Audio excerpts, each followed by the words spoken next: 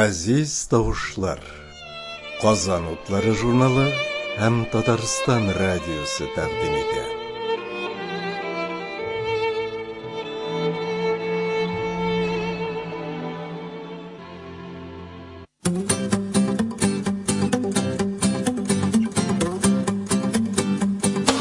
Хәерле кич, дуслар! Матурлыкка, батырлыкка омтылучыларны, хыялланырга, серләшергә яратучыларны һәм әлбәттә бәхет дигән серле дөньяга юл яручыларны сердәшханәгә чакырабыз. Табигатьтә яз тантана итә. Без дә бүген сезнең игътибарга язучы Рафис Гыйззатуллинның яшүсмерләр өчен иҗат иткән Хыялдагы яшел яз дигән хикәясен тәкъдим итәбез. Аны Татарстанның халык артисты Луара Шакирҗан укый.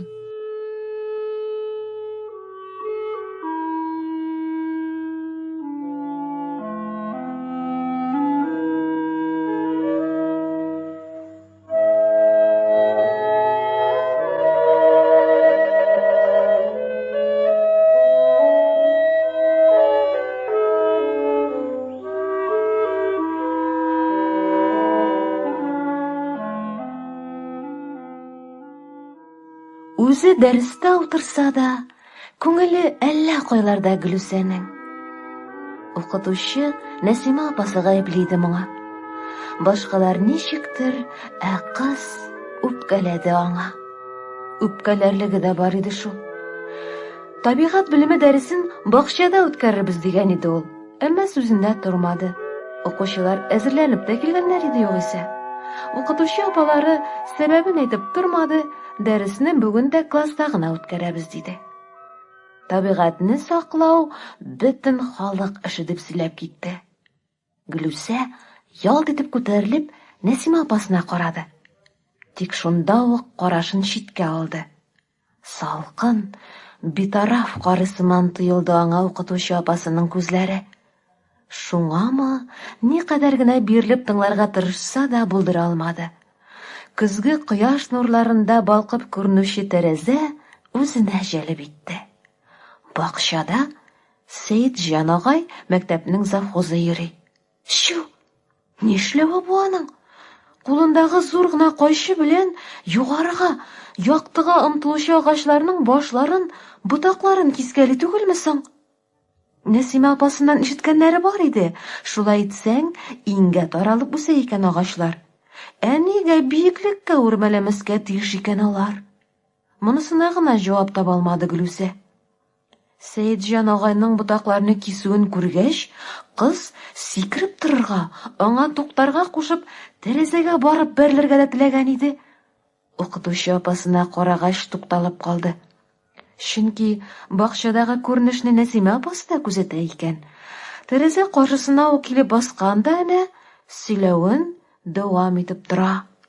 Кеше үз гомерендә кимендә бер төп агач утыртырга, аны карап үстерергә тиеш. Гөлүсәнең янә аны туктатасы. Ә сезнең үз агачыгыз бармы соң дип сорыйсы килде. Укытучы апасының бакча ягына гамсез генә карап торуын күргәч, бу юлы да сүз башламады. Бакча эчендә әле дә булса Сәйетҗан агай йөри. Аның кулы тигән агачлар, канатларын кайрып ташланган кошларны хәтерләтәләр. Шул чак агачлар арасыннан песе малае күренде. Ул юка кар өстенә чылбырда изләрен калдырып, ашыкмый кабаланмый гына атлый иде. Елтыр күзләрен ялтыратып як-ягына карана үзе. Бакчадагы хәлләргә дә битараф түгел ахры күрәсең. Шу, нәрсә булды аңа? Чылбыр изен бутап, кирегә йөгерә башлады песе. Ул да түгел, әллә кайдан гына озын торыклы эт килеп чыкты да, сикерә атып песе малаена ташланды. Менә эләктереп алачак, бутарлап ташлаячак. Әмма алай булмый калды. Песе яшен тизлегендә әле Сәйетҗан агайның кулы тимәгән агач башына үрмәләп менеп тә китте. Озын торык исә песене тота алмавына гырләнгән сыман һау-һаулап өрергә кереште. Ул аяклары белән агач кәүсәсен тырмап, песе янына үрмәләмәкче әнә. Гөлүсә бу юлы инде тукталып кала алмады. Нәсима апа, Анда эт песи дип урыныннан сикереп торды. Тик укытучының кырыс тавышыннан кире урынына утырды. Сине тәрәзә янындагы партадан ишек катына күчереп утыртмый булмас, диде укытучы апасы усал гына. Дәрес тыңлый белмисең. Кыз башын аска иде. Укытучы апасының кошларны, җәнлекләрне сакларга кирәклеге турында әйткән сүзләре колагына керсә дә, күңеле әле дә булса мәктәп бакчасында иде аның. Ул сиздермәскә тырышып кына янә тәрәзәдән бакчага күз атты. Песи әле дә булса курылып агач башында утыра. Эт әрле-бирле йөренеп аның төшүен көтә иде. Сәетҗан агай да эшеннән аерылган. Тәмәкесен төтәтеп, әлеге куышның ничек тәмамлануын гамьсез генә күзәтеп тора. Тәнәфескә чакырып, ниһаять кыңгырау тавыш бирде. Гөлүсә аны ишетүгә йөгереп класстан чыгып китте. Берлә сугыла мәктәп бакчасына килеп керде. Сәетҗан агай әле дә булса тәмәке сура. Гөлүсә әле генә кисеп төшерелгән ботакны кулына алды да абына сыртына песине рәнҗеткән эт янына ашыкты. Озын тырык исә, эшнең нәрсә белән бетәсен чамалап, кайырылып ташланган койма арасына чыгып чапты. Эт күздән югалуга, сыртын кабартып утырган песи агач башыннан шуып төште дә, үзенә ярдәмгә килгән кызга борылып карый-карый китеп барды. Тәненә салкын җил бәрелгәч, калтыранып куйды Гөлүсә. Озак басып торырга ярамый иде аңа. Ул әле кулындагы ботакка, әле Сәетҗан агайга карап алды да, бер сүз дә дәшмичә бакчадан чыгып китте.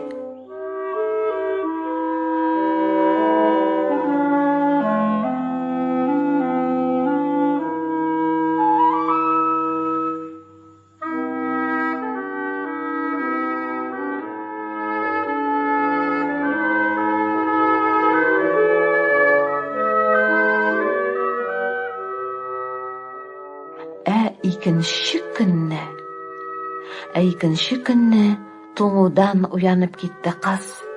Бөтен тәне ут яна, кызыша иде. Моңа игътибар итмичә генә сикереп торган иде дә, башы әйләнеп, күз аллары караңгылана башлады. Кире урынына барып ятарга мәҗбүр булды. Моны күргән әнисе телефонга барып ябышты, врач чакыртты. Ак халат кигән апа килеп күкрәген тыңлагач, тамагын ачтырып карагач, салкын тидергәнсең дип китеп барды. Менә икенче көн инде мәктәпкә бара алмый Гөлүсә. Әти-әнисе эштә, ялгызына күңелсез кызга, җитмәсә, үтереп эчәсе килә. Әнисе калдырган тәмле сулар гына баса торган сусау түгел бу. Кыз онытылырга теләп, өстәл өстендәге савыт эчендә утыручы агач ботакларына карады. Теге көнне Сәетҗан агай кисеп төшергән әлеге ботаклар тиздән яфрак ярырлар. Аннан кайда утыртыр икән уларны? Кире мәктәп бакчасына утыртыргадыр бәлки. Авылда әбиләрнең йорты каршысында бер каен утырткан иде ул. Ничек үсә икән?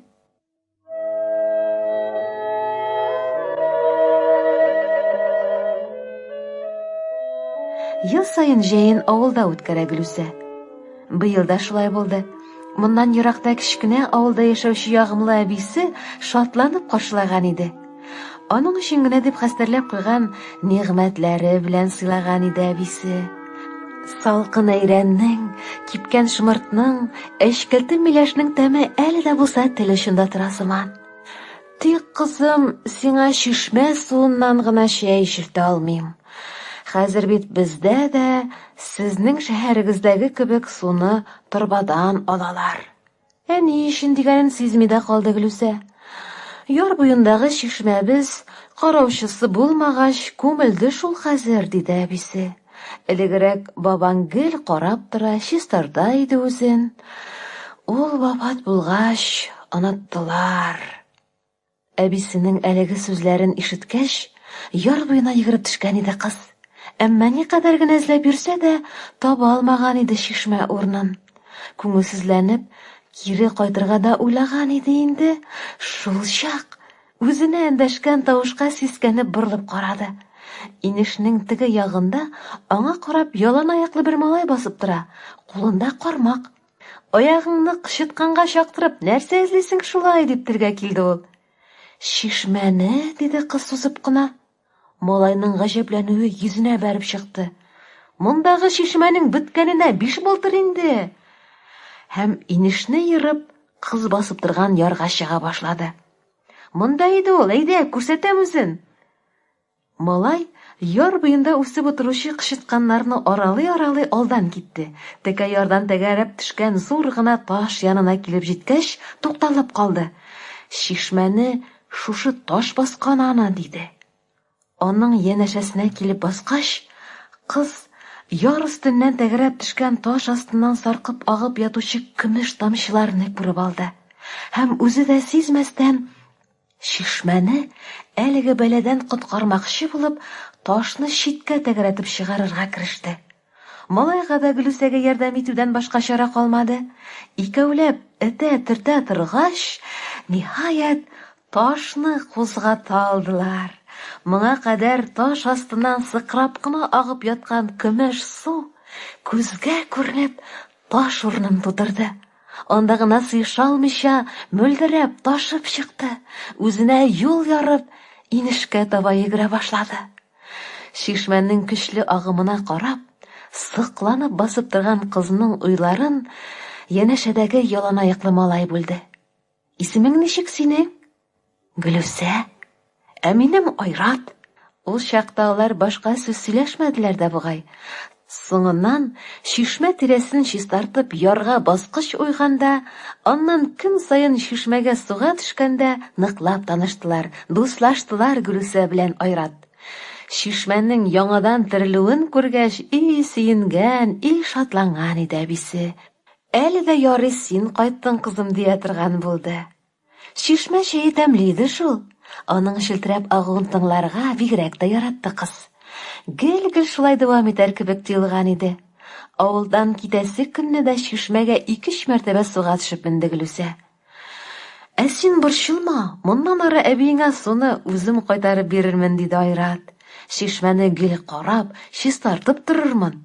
Тагын кайт син, яме.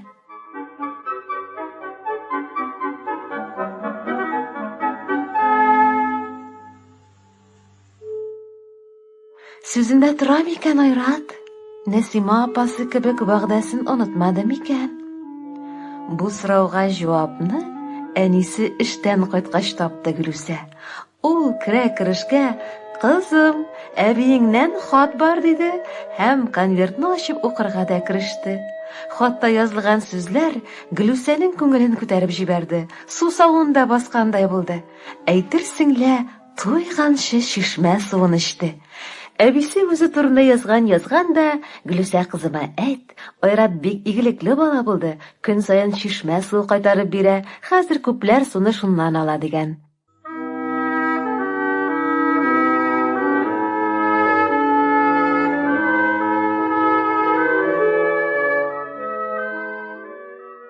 Әлеге сүзләрне ишеткәч, кыз яктырып елмайды, савыгып киткәндәй булды. Нәсима апасына җыелган үпкә сүзләре дә Сәетҗан агайга рәнҗүдә онытылды. Күз алдында яр буенда чылтырап агучы шишмә, аның янында йөрүче Айрат кына торып калды. Бу минутларда хыялында яшел язларга кирип бара иде Гөлүсә.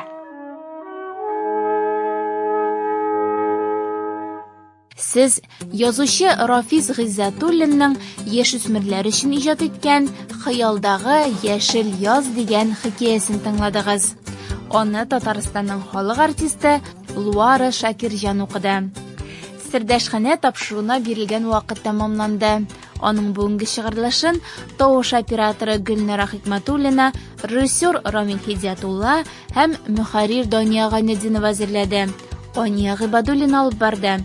Куйган максатыгызга ирешеп, бәхеткә омтылып яшәгез, дуслар. Сәламәт булыгыз.